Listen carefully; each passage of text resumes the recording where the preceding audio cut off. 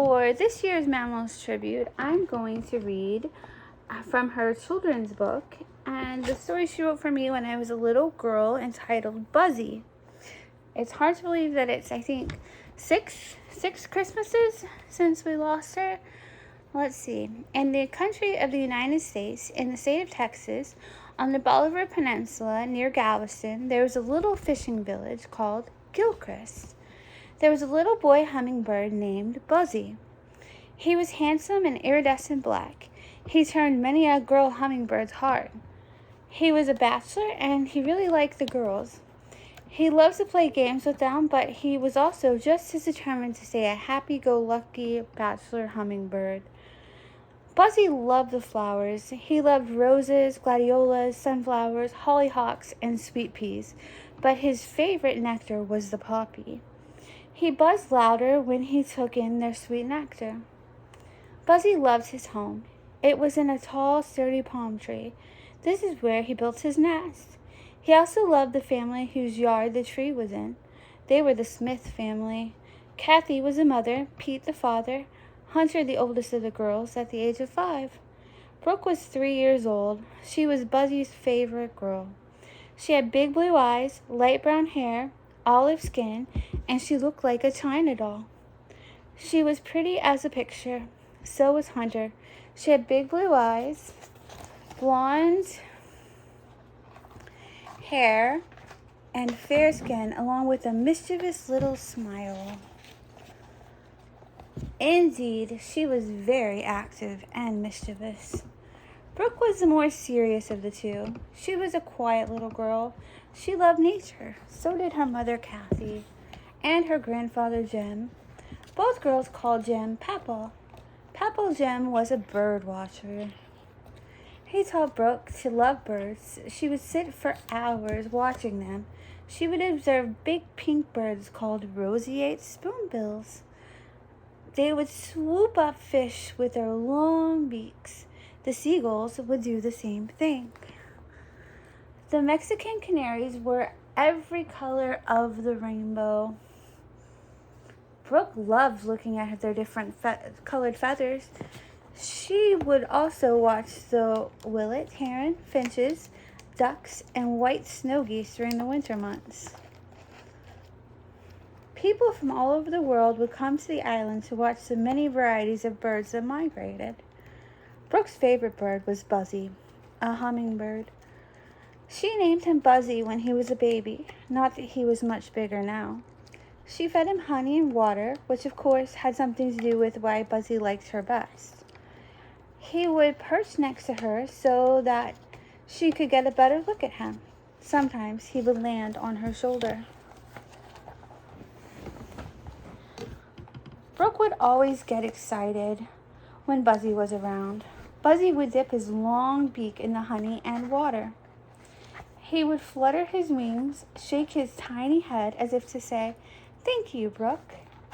Hunter and Brooke had a Siamese cat who was mean, and his name was Tiny. He loved to eat birds. He had a few good points. He also ate mice and rats, so that the family allowed him to stay. Brooke put a collar with a bell around his neck. This would warn the birds when he was around during the day. She was scolding him in a grown-up manner one day, telling him what a naughty cat he was and how miserable he made her life because he tried to catch birds. This seemed to go in one ear and out the other. Tiny never listened, although he purred attentively. When he would see Hunter, he would try to hide. Hunter always made him look ridiculous. She would dress him up in doll clothes and push him in her wagon. All the other cats would laugh at him.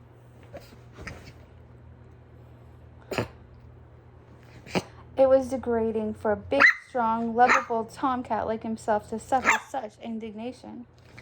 He had to prove he was a good mouse hunter and a good bird catcher to keep from being laughed at by the neighborhood fellow cats.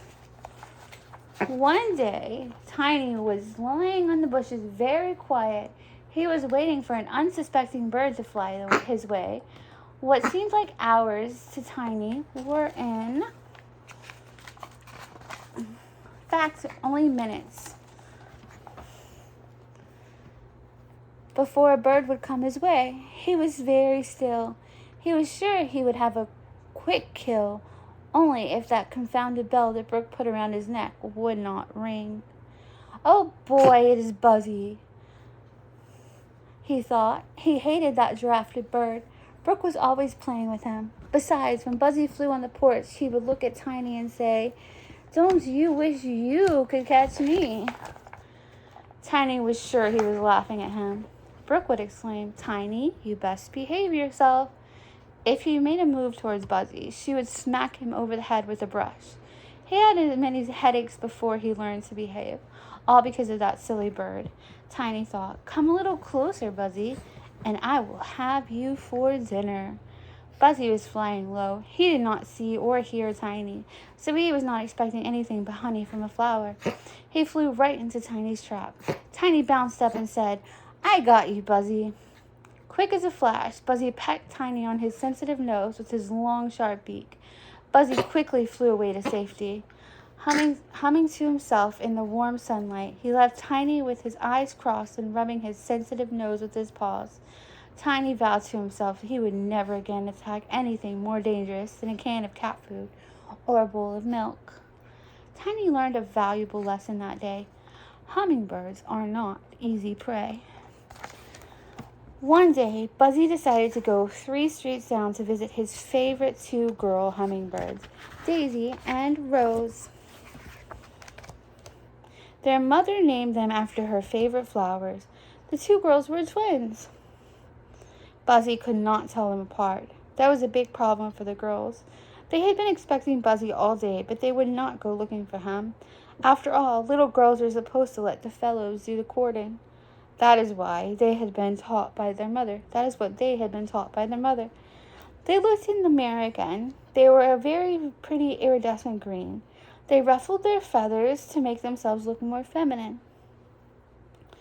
When they heard Buzzy coming, they started humming. All 3 drank from little hot honey cups. The honey cups had been in the family yard for years, served to special guests only. The honey was hot from the warm sun. Buzzy loved the taste. After drinking the hot honey, they decided to play follow the leader. They flew from flower to flower, following each other, having a lovely time. It was a very stimulating day for Buzzy. The warm sun, the hot honey cups, his narrow escape from Tiny. He thought, "What a day!" Buzzy was sure he was in love. He had a funny feeling in the pit of his little stomach. The confusing part was with which twin, Daisy or Rose. He decided that maybe it was just all the honey he had that day. Buzzy asked the twins if they would like to go to the Hummingbird Club with him later that night. They said yes. Buzzy told them he would meet them at sundown. They all flew their separate ways, flying back to their own nests. Buzzy saw Hunter. She had Tiny dressed in doll clothes, and she was pulling him around in her wagon. Tiny had on the cutest pink bonnet that Buzzy had ever seen. He flew down low and said, "What a cute bonnet you have on, Tiny." He laughed. "It's just not your day." Tiny was protesting loudly. Hunter calmly slapped him back into shape. Buzzy flew to his nest. He was in for a big surprise. His nest was gone. In its place was a beautiful little house made of red wood. There was a tiny little hole to go in. He was completely protected from predators now. The house had tiny safety glass windows, and the roof was covered with dark green shingles. The top of the birdhouse was put together with steel clamps and big heavy nails. This made his new house very sturdy. It was completely weatherproof. He knew it would be able to stand against strong winds. Buzzy started to cry. He always cried when he was happy. He knew it came from Brooke, his lovely china doll and friend. Buzzy had overheard her talking to Papalgem before. She must have talked him into making a birdhouse for Buzzy. He was a bird watcher and loved to make things with his hands. Both of his granddaughters would twist him around with their little fingers. Buzzy was equally sure Brooke's dad, Pete, had to get a big extension ladder to put his new house up. There were feeders filled with honey and fresh water. Buzzy thought, leave it to Brooke to think about feeding him.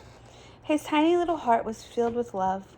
He thought she was quite a precious little girl. It was time to get busy. Buzzy had a lot to do before picking up his dates for the evening.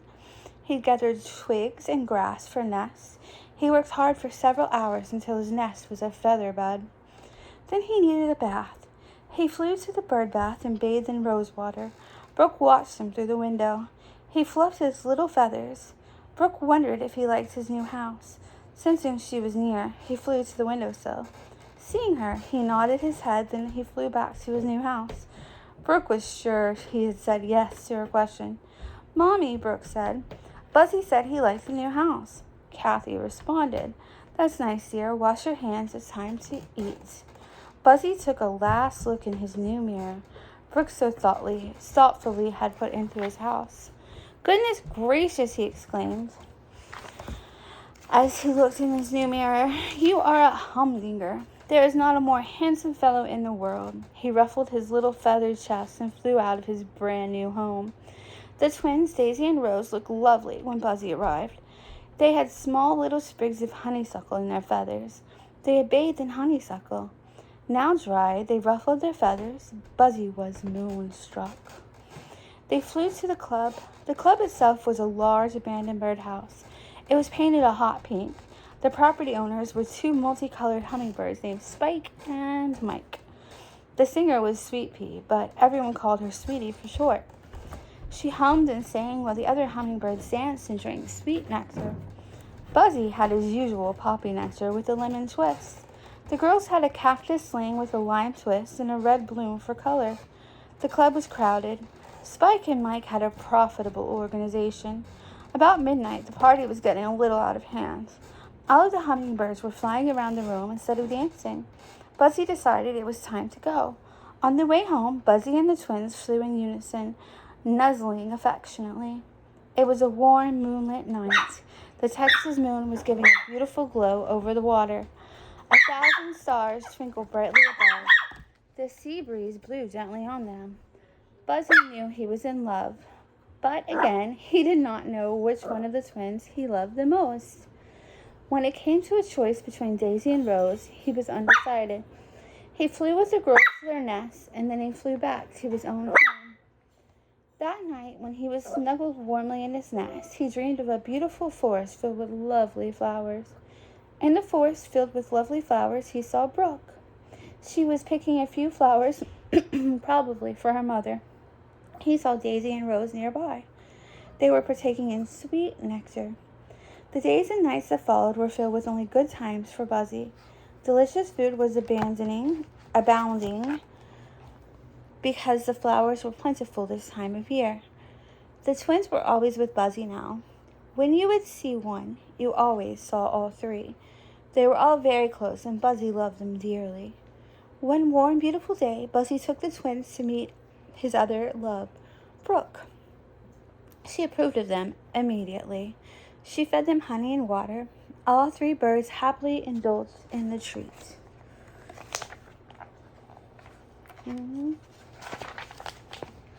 Buzzy flew over to Brooke's and perched on her shoulder. Then he flew into her lap. He looked up at her with his tiny eyes, looking straight into her beautiful blue eyes, and said, "Thank you, Brooke. I love you." Hunter and Tiny were out for their usual morning walk. Tiny was dressed in a charming pair of bright red striped pajamas. After that day, Tiny and Buzzy tangled with each other. Tiny had stayed as far away from Buzzy as possible. Courage was not one of Tiny's characteristics. Now, everyone knows the birds have a built-in instinct.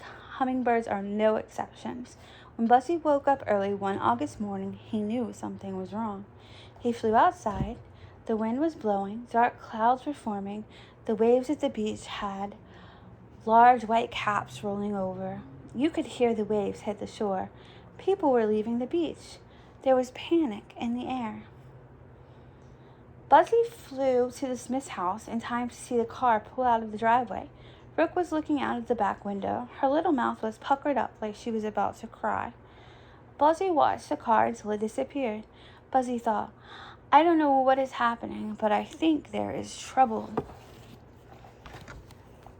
Buzzy inspected the feeders Brooke left on the porch for him.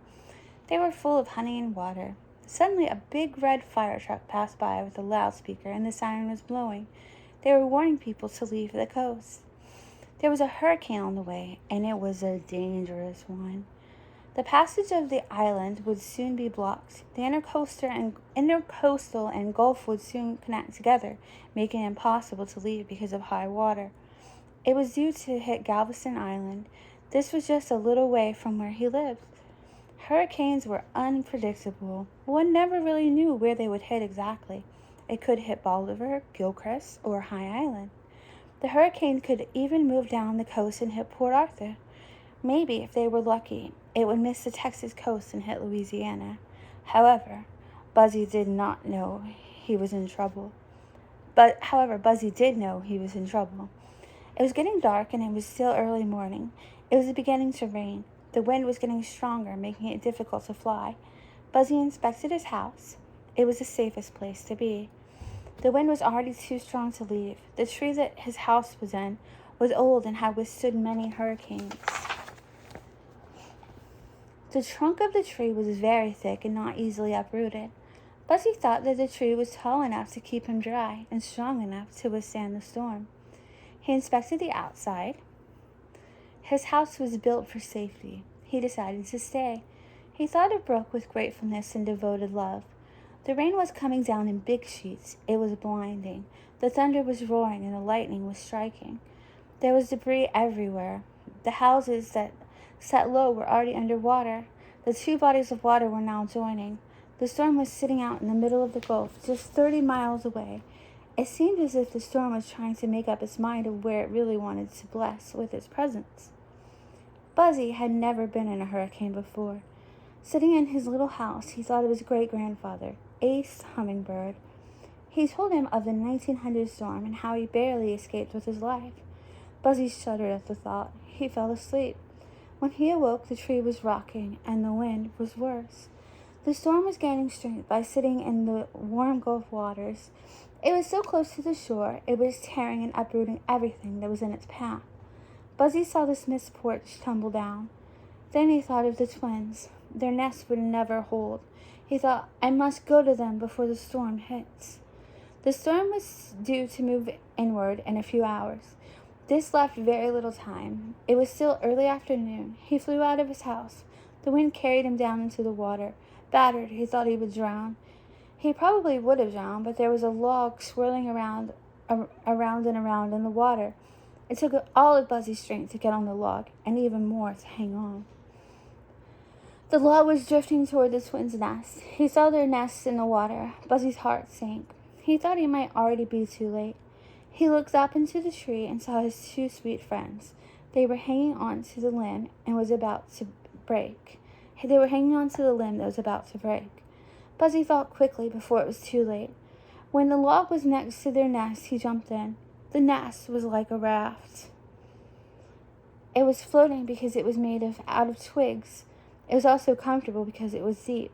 Jump, Buzzy cried to the girls. Seeing Buzzy gave them courage. Daisy and Rose jumped just before the limb broke. Rose landed in the water. Buzzy helped her in the nest. She had a hurt wing. Buzzy knew that they must stay in the nest for now. Rose could not fly yet. The wind was getting stronger.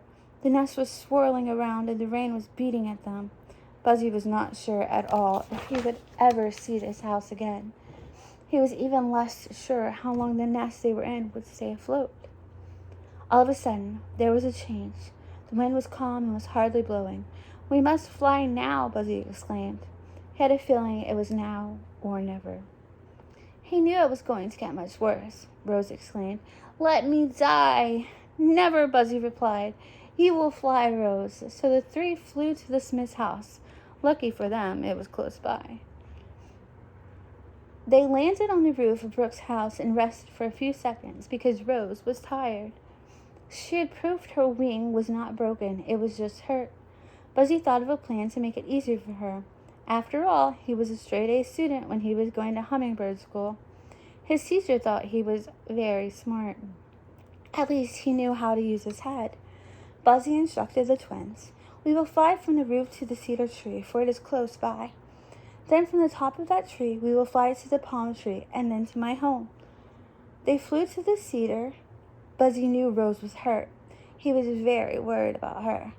He also knew this was the only way to save her life as well as Daisy's and his. He was not sure of their chances even when they made it to his house, but it was the only hope that they had. While flying to the cedar tree, there was no wind. After that, they flew to the palm tree and then to Buzzy's home. Buzzy gave the girls honey and water and put them in his nest. They had been lying there for only a few minutes when it happened.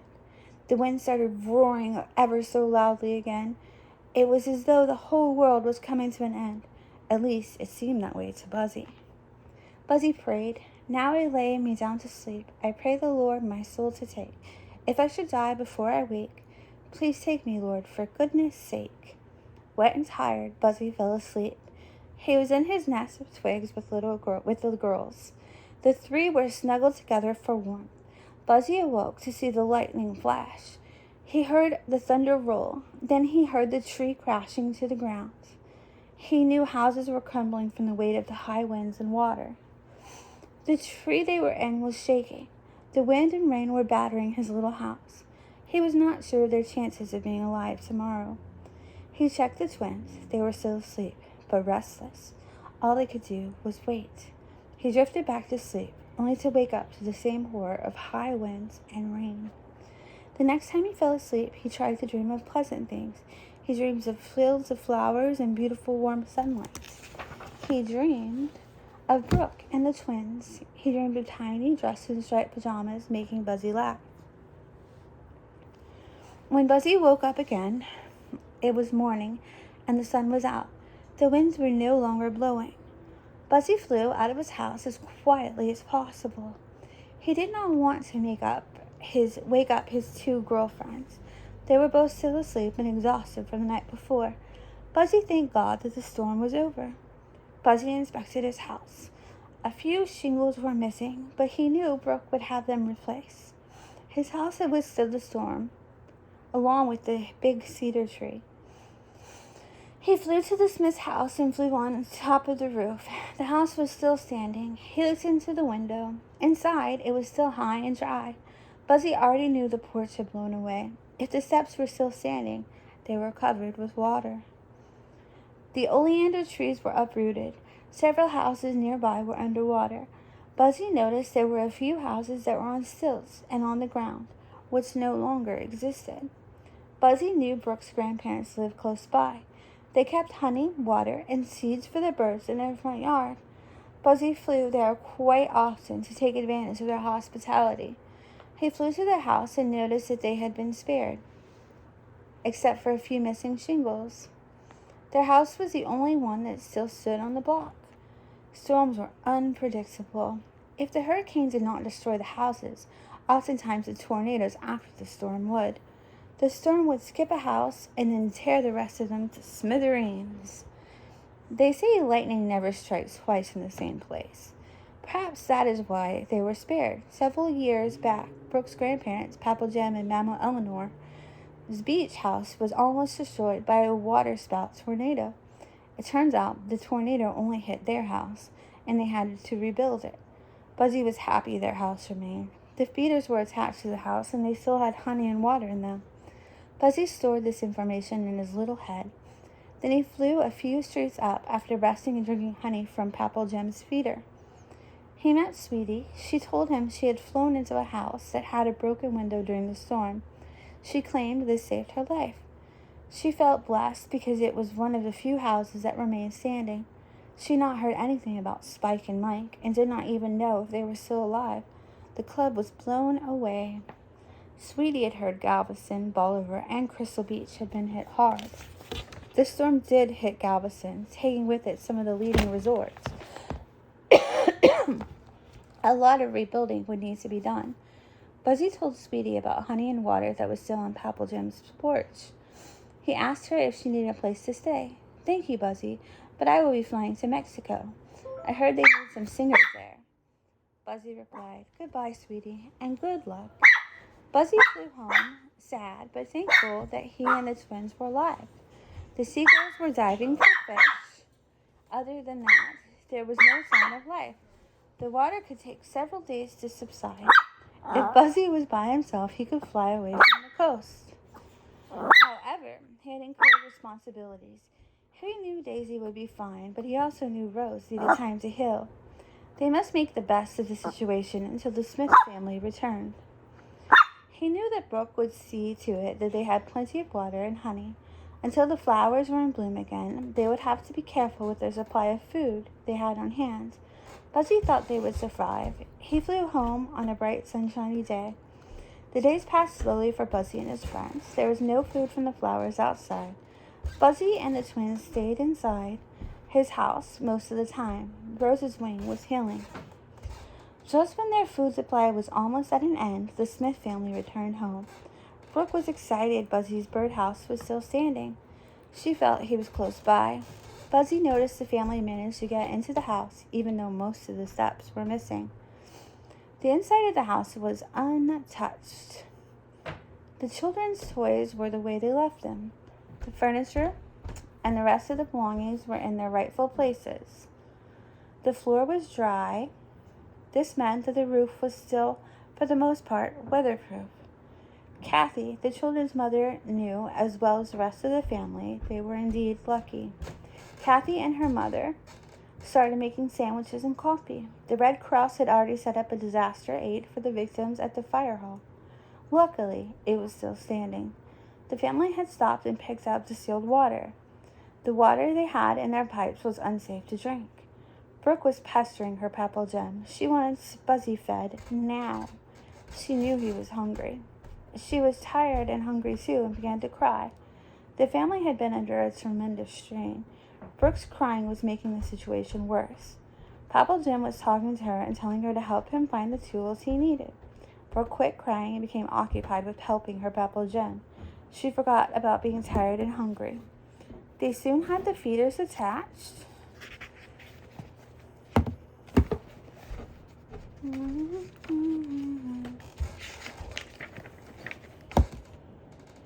They soon had the feeders attached.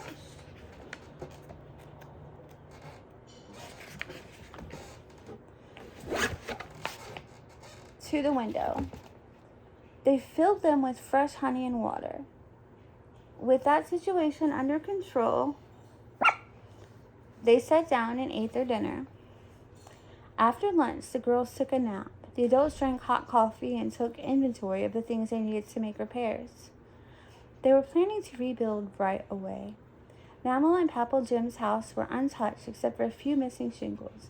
Papa Jim volunteered to help Pete rebuild because most of the contractors would be too busy with other houses. There would be a waiting list. With Papa Jim's help, the houses soon would be in tip-top shape. The days passed. Rebuilding all over the neighborhood had begun. The Smith's porch was now complete, as were the steps. The buds of the flowers were growing again, but birds of different varieties were returning to the peninsula. Brooke was sitting on her porch thinking of Buzzy. She had not seen him since the storm, and she missed him. She noticed the honey and water in her feeders kept disappearing. She continued to refill them. She knew Buzzy was all right. She watched the butterflies flutter by gracefully. They were gliding in the air, enjoying the beautiful sunshiny day. Hunter was bored. It was time for Tiny's walk. Tiny tried to hide, unsuccessfully.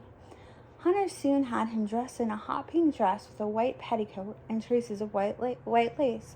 He had on a matching hot pink bonnet tied around his head and a big bow around his neck, dressed in his Sunday best. Hunter was soon pulling him in a wagon through the neighborhood. His ears were pointed backwards, and he was growling loudly. Hunter, in her typical way, chose to ignore him. She kept showing him off to the neighbors. To her, this was having a good time. When Tiny misbehaved too much and got too rowdy, Hunter would gently slap him a little, and they would ride off in silence. Most importantly, Tiny thought when he arrived back home, he would get a bowl of cream and cat food as a reward. So Tiny decided it was not that bad after all. He knew some of his friends did not eat unless they caught their own food. He was turning into a fat and lazy tomcat. Unless he started to exercise and change his habits, he would not be able to fight his way out of a paper bag. He did not think this was very likely to happen. Brooke was still sitting on the porch. She was quiet because this was the way her Papa Jim told her to be while bird watching. Then she saw him, her Buzzy. There were also 2 other hummingbirds flying her way. She almost jumped up with joy, but she remembered her Papa Jim's teachings and remained quiet. Buzzy drank his honey, as did his 2 companions.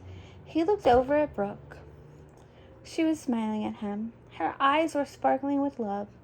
Buzzy flew in front of her and shook his tiny head. He ruffled his wings. Their eyes met briefly. It was long enough for Brooke to know that he was saying something to her. "Thank you, Brooke. I love you," Buzzy said. Then the 3 little hummingbirds flew off. Brooke went into the house to get a glass of juice. She told her mother about Buzzy, although Brooke never knew which twin Buzzy married. However, Brooke did know there were baby hummingbirds, and one was iridescent black. He looked just like Buzzy, and she loved him the most. As this story comes to an end, as all stories must, this one ends with the Smiths family happy. All except for maybe Tiny. Buzzy lived happily ever after in his charming house, raising his family and carousing in the fields of many beautiful flowers. The end. All right, so that's a story my grandmother wrote for me when I was a little girl. And she died on Christmas Day, I think in 2017. So Merry Christmas and Happy Holidays.